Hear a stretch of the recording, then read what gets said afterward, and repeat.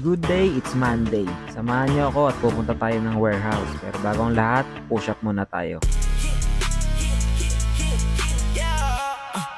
Hit the dash, get the cash, moving way too fast. Yeah, this life ain't gonna last, so I make it last. Make it last. In the night, see the glow. Heads off a show, off a show, off a show, off a show. They all watch me on the low.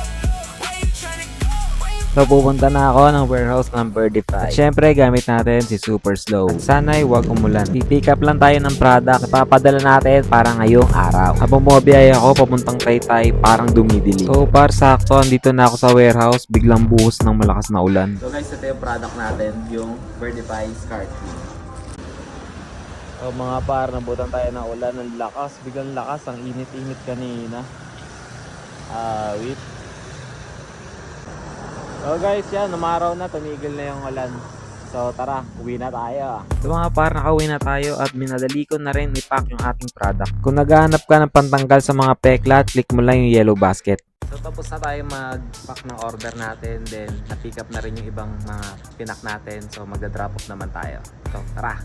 So yung mga ida-drop off ko lang dito, yung mga order na hindi na-pick up ng rider. So tapos na tayo mag-drop off. So uwi na tayo.